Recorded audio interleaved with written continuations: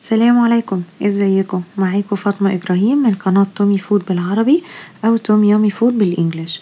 دي جزء من وصفاتي اللي موجودة على قناتي على اليوتيوب وصفحتي على الفيسبوك.